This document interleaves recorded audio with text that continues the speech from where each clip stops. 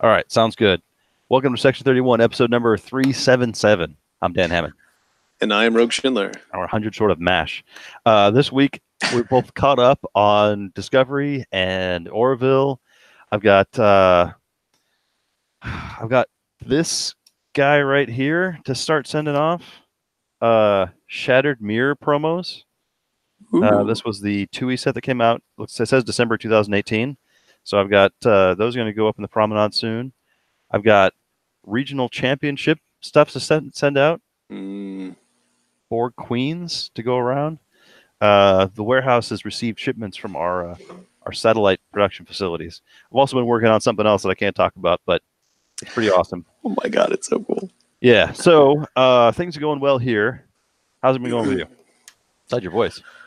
Well, yeah, I'm mostly losing my voice, but we'll see how much we can get through. It's an inopportune timing-wise, since we had set aside this particular episode to backtrack over. I think we were down to 2 episodes of the Orville, but then like 5 episodes of Discovery. Because I watched all the short treks too. That was fun. Oh man, that's right. So what would you like to do? I feel like we're closer to being caught up with the Orville, so we should talk about an episode or 2 of that. What do you think? All right. So 2 episodes ago was. Yep. Happy Refrain. Did we talk about Happy Refrain? We did do Happy Refrain. Oh, It was they skipped a week. Exactly. 2 weeks. There was no episode, so we only have one episode to catch up on. Right. The episode was Deflectors. More horrible Mocklins. More horrible Mocklins. I saw somebody post something like, "Where's the science fiction?" You know, another relationship episode, but I thought this was very Star Trek in its, taking something society related and looking at it in a clearly not looking at that exact thing, looking at it from this point of view, because it's science fiction. It's not having anything to do with what we're really talking about. This is this thing. It's clearly not this thing that is almost identical if you look at it in a mirror. Yeah. Right. So Mocklin shows up. He's an engineer. He's helping fixing things. Was there a B plot? I don't remember a B plot. I guess the engineering bit, but that really was more of a vehicle. Yeah. He's helping enhance the deflector system on the Orville, which is great. The way they tested it though was like, all right, we're gonna shoot at you. Yeah. Run. Hey, we said no torpedoes. Didn't I say no torpedoes? I was right there when you said no torpedoes. That was great. And it's like, hey, they have to be able to hit us because it's just flying all over the place. That was great. All right, dialing it back to a remedial level. There was a little bit of drama there. I mean, it's like, oh, you need security codes. There's some tension between him and chief engineer about whether or not the shields are going to recharge, and is this a grand plot to just blow up the Orville, do some damage? But shields did what they were supposed to do and came back online, and everything worked the way it was supposed to. That was great.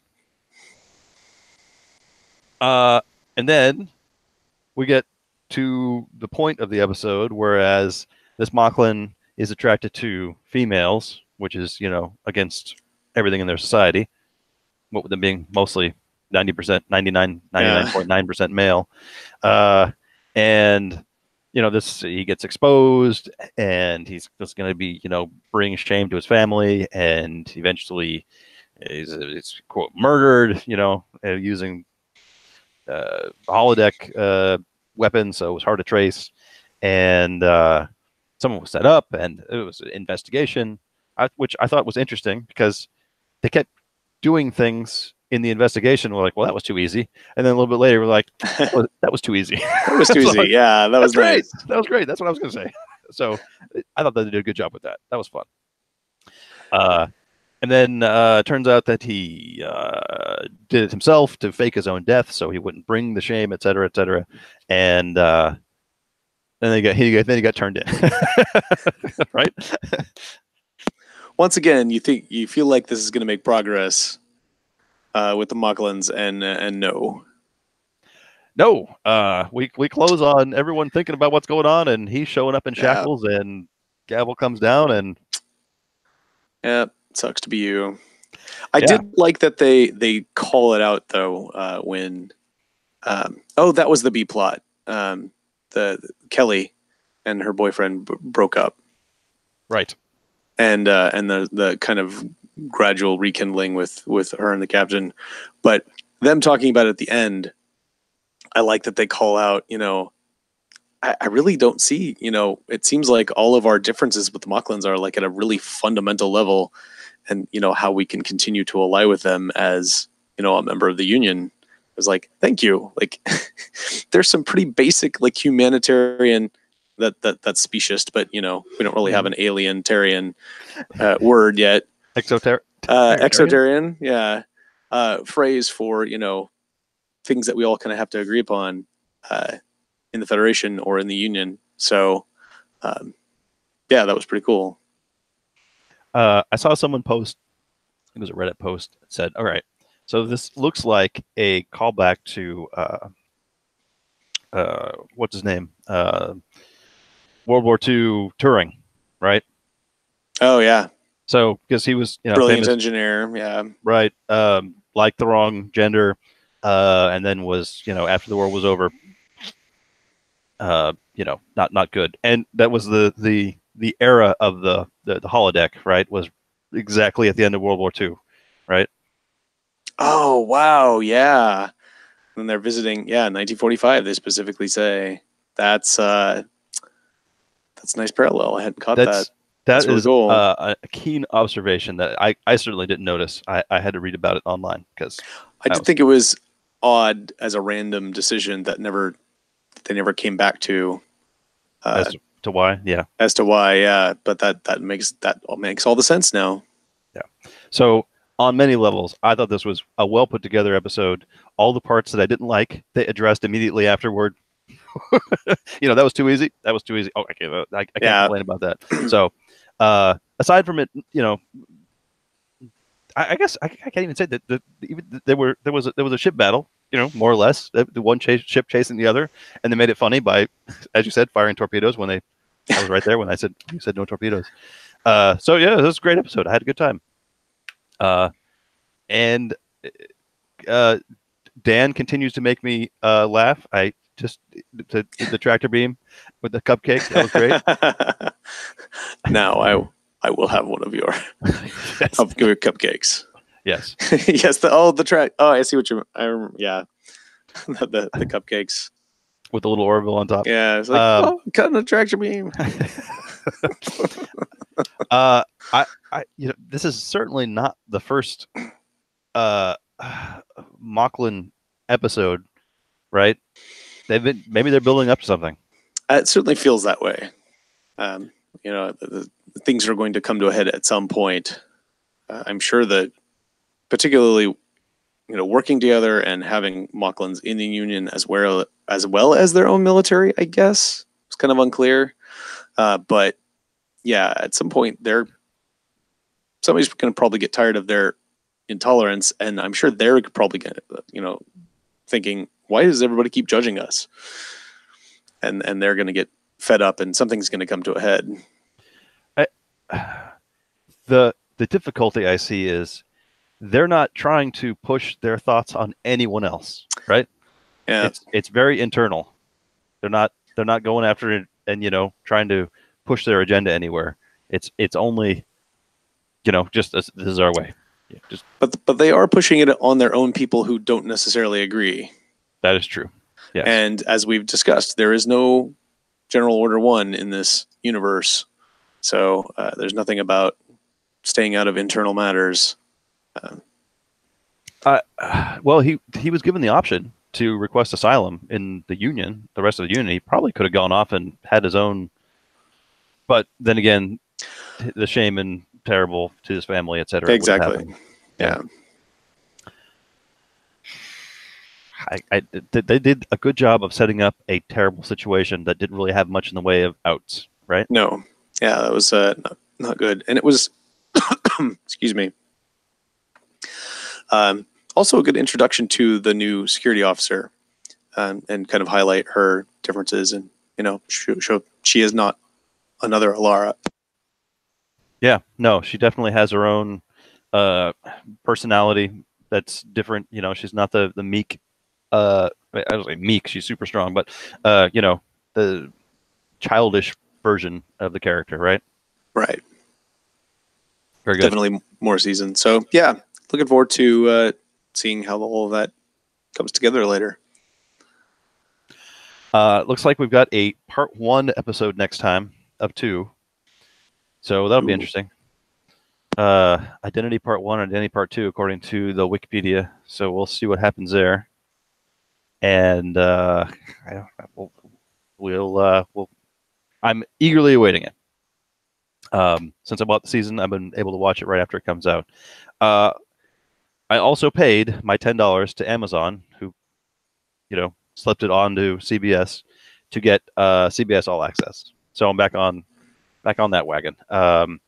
Last night I started watching Discovery, and I didn't stop until way too late, and then got up this morning and watched the last 2 short treks that I hadn't finished because it was like 2ish, and wow. Well, today was a holiday. I didn't have to go to work today. Nice. But no, I had a fantastic time. I was ready to not like Captain Pike for some reason. I don't know why. I did the same thing. I was like, but he's great. That first episode, they came out of warp where they're supposed to be the big red, star thing, and he said something like, "Where's my red thing?" And I was like, he's like channeling Malcolm Reynolds or something like that. Yeah. He had very good personality. It's kind of shades of Captain Kirk, kind of cowboy sitting on the bridge, always at an angle in a chair. But as the season as such as it has gone on, I've been enjoying it more and more. His character. And someone pointed out that's gonna be terrible when he gets stuck in the chair and can't talk anymore. I thought about that the other day too, and I was all bummed. Yeah. So we'll when we make a card for him, we'll remember him in this form where he's adding +1 to all the TOS people. I liked it when he did a little roll call where everyone on the bridge, first name, so he knows who to yell at and what names to give. That bit where everyone's yelling and he's kind of overruling, over yelling at everyone, and she's like, "I was just going to give you an alternative," and he's like, "Oh, well, we're on the same page. Go ahead." Yes, that was nice. That was great. I every episode, I'm like, all right, this is the one where we see Spock. All right. Even yesterday, I watched this last week's, and I was like, all right, here we go. Yep, catching up to the shuttle. I was not disappointed though, because we got Giorgio. Yeah, we got the Emperor with her 7 names. That's gonna be tough to fit on a card, but we'll make it happen. Oh yeah, it's gonna happen. Yeah, that was fantastic. They're just hissing at the end. That was oh my god, she's so much fun. And I saw an interview with her talking about it, and she loves, because she not only has to be, Giorgio, Captain Giorgio, and then now she's the Emperor living on, but then she has to be the Emperor pretending to be Captain Giorgio at times, because not everybody knows, including Pike, which I really thought at one point he was going to tell her, but I think he might know. You remember when he said something like, you remember our time in the academy? And she's like, yeah. I think that was a trick. Yeah, he was testing her. We'll find out. Because my favorite part of that last episode was when he was asking about, I guess our temporary liaison is going to be permanent, talking about Tyler. Yeah. And he's like, well, would you prefer Agent Giorgio? No. It just, I'm out. Hard pass. Yeah. If the rumored series with her is just her on that ship, just solving problems, that'd be fantastic. I'd watch that. That'd be pretty good. Yeah. And I already love their dynamic, her and that, I can't remember his name, the head of Section 31. Yeah. They're like, no, I'm not going to do that. I think we should do this. Yeah, that was great. Just a couple of episodes that, it was kind of like, yeah, we're aware of the plot, but we're going to go do this thing now, and it'll kind of tie in a little bit. That was fun. The one in the church was interesting. The way they wrapped that up, when they went back and the guy traded, and it was like, that was perfect. That was a very well done ending to that. The guy got what he needed, and they got what they needed, so that's good. What else do we see? Tilly lost in the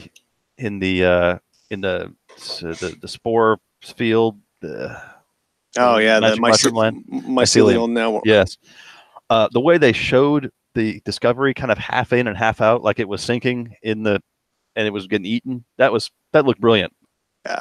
Just visually, that was very well done.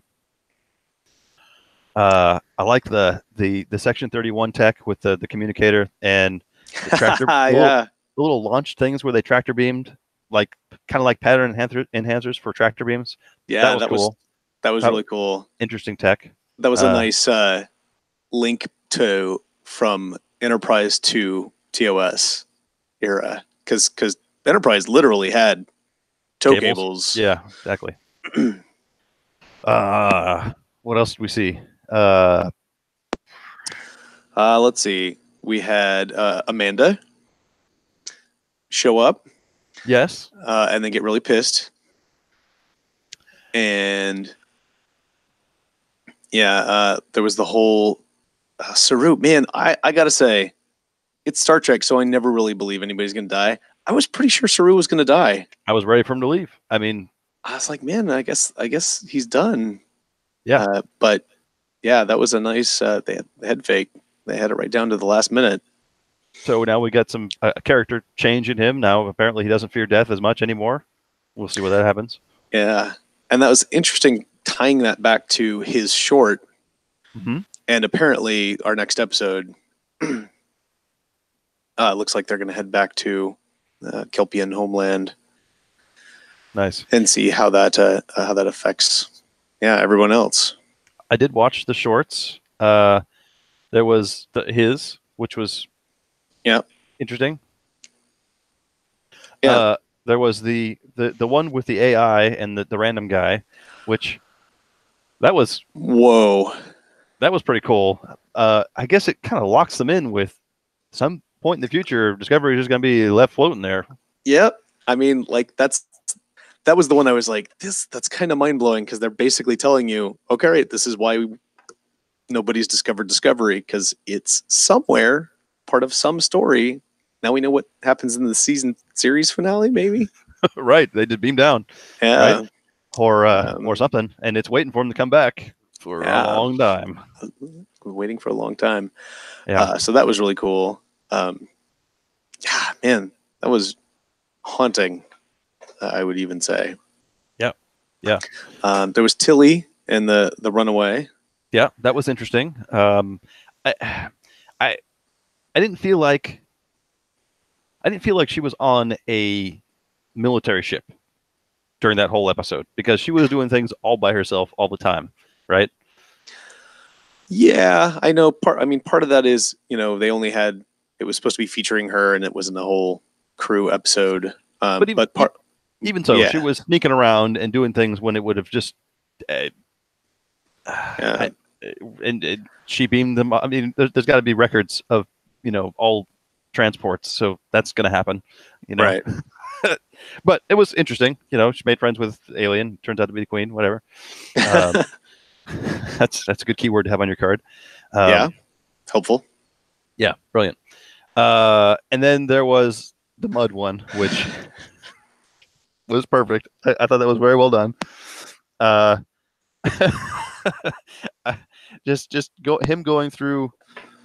I think the first time somebody said this line has never worked before, and then he flashed back to the other time when the line didn't work before. Yeah, and all the flashbacks to all the other places that he's been. It was really well constructed. Yes, and then now they did that. Now that I'm thinking about it, were those flashbacks to him or were those just flashbacks to all the other robots that got sold? Right? That's a good question. That was perfect. And then at the very end, he's on the ship and he's gonna go sell another one. And he's literally, and I just love the irony of him making money off of the people who want him dead. Yeah. It's not gonna come back and bite him at all. No, not at all. Well put together. That was fun. Had a good time with that. I liked the big ball of hurt that was going to blow up the ship, and they had to talk to it. That was that was cool. pretty good. Ooh, I know what I was going to ask you. How do you like Engineer Reno? That was interesting, right? Cracks me up. Yeah, like every time they found her completely running that ship. Just spit and bubble gum and duct tape, right? And keeping everybody alive, and then she just kind of rolled into the ship. Now she's part of the crew, I guess. Yeah. And just totally, oh my god, I just love all her dry, like no F's given delivery of everything. Like, I was on this ship that was dying by myself for 3 months. Bring it on. Yeah, what do you got? Just do it. Are you going to do that? She says, well, you're not. And then just fair enough. Now that can do that, man. Yeah. Now that the doctor's back, right? Perhaps engineer blonde guy, not the captain. Stamets, yeah. Maybe you think he's going to go back to his super arrogant like he was back in the beginning? I would hope not. Because she would play off of that spectacularly, I think. Oh my god, that would be so funny. Now that I don't think because the captain. Now I don't think because Colbert is back that would do it, but I think she would inspire some of that in him. Yeah, like that would come out in their interactions, and oh god, that was just so funny. She was funny anyway, but then the two of them playing off each other worked really well. I would love it because they don't really have a. I mean. I was thinking about this when she showed up again. I was like, oh, that'd be great. She could be the chief engineer. It's like, they don't really have an engineer, except he's kind of the engineer for that. They don't really have a main engineer. He's like the mycelial drive. He's the spore drive expert. He keeps walking on the bridge at the right time to talk about engineering stuff when they need the chief engineer. So, I don't know. He's an engine scientist. Yeah. Of a sort. So yeah, I don't know. I mean, engineering, science, to biology, to exobiology. Definitely a lot of exobiology. Yeah. I mean, Tilly, if anyone, is the engineer. Right. Yeah. But yeah, officer times a half. Yeah. I'm very glad to be caught up. I thought I was going to have time to catch up last week while I was on assignment. That didn't happen because the job was tough and I didn't have much time for anything. So I got to do it on the day off. So that was great. Nice. Well, yeah. I'm going to mainline it. So Orville is Thursday nights and Discovery is also Thursday nights? Correct. All right. Well then, after softball game on Friday, I'll have something to watch. The nice thing though is that you'll get you will get Discovery right away on Thursday nights, starting at 8:30. It will be available. Oh, brilliant! Because that's the online service. Right. The Orville you don't get. I mean, it airs Thursday, but you don't get it on Amazon until Friday or Hulu as well. Yeah, I think I get an email notification that says, "Hey, Orville's on if you new if you episode." Want it. Yeah. Brilliant. All right. Well, I had a blast catching up with everything. Now that we're all caught up, we'll be able to go in depth into each episode a little bit more, I think. Yeah. It sounds like I'm sure that what's coming up is going to call back to what we've gone through. Certainly if there's anything like the first season. So we'll reference back to those as we go forward. But I'm glad you enjoyed it. I was somebody asked me that earlier this weekend, and I was like, man, there's a little bit of slowness here and there, but as far as the main plot is concerned, but I've really been enjoying watching it, so I haven't really cared.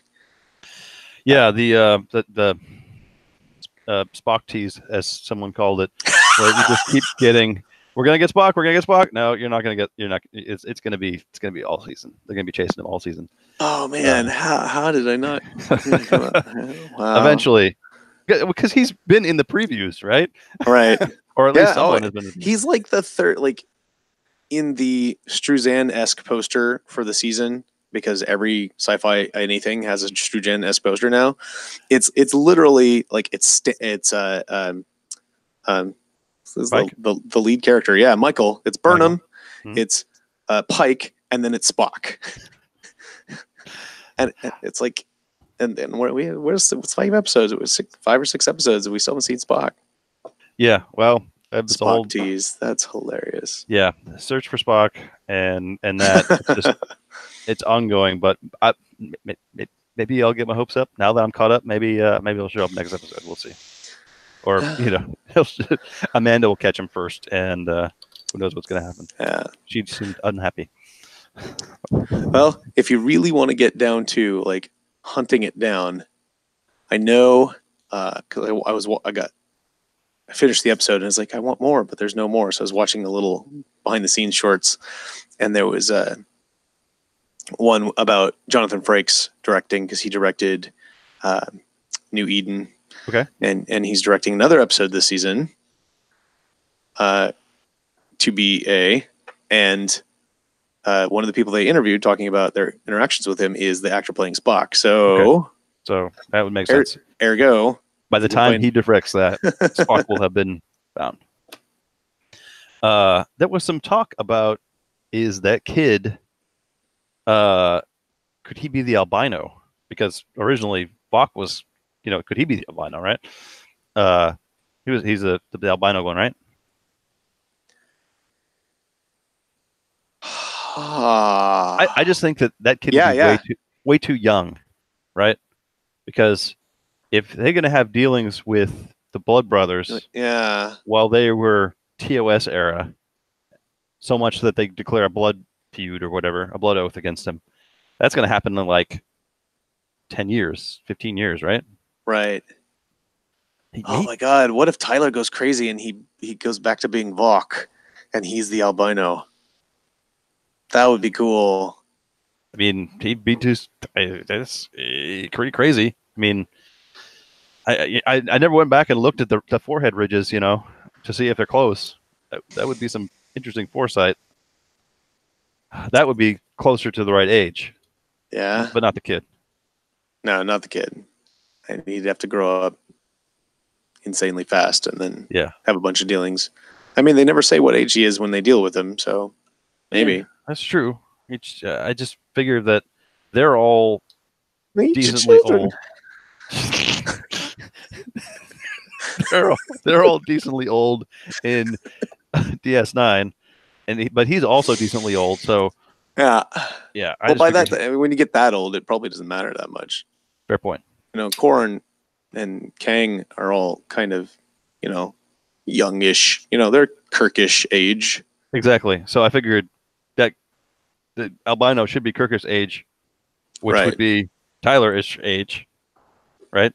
Yeah. Yeah. All right. I like that theory better. He goes crazy, gets Brie Klingon. Yeah. Grows some hair out, and then does some kind of bloodborne illness that kills the children. All right. Let's see. I'm looking at the main site. They finally released the Master Series promos, which look fantastic and were the reason that San Diego's having Masters, because I wanted to give those out because they're great. Fantastic. Looks like some Tui errata's coming. That's interesting. But anyway, if you have any more info, we'll take it. We'll talk about the next episode next week, I presume. Next episode. That's my plan. Sounds good.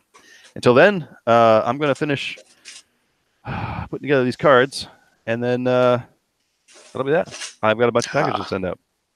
Sound good? That sounds great. If you have anything to share on the albino theory or anything we're missing, please email that to section31@danhammond.com.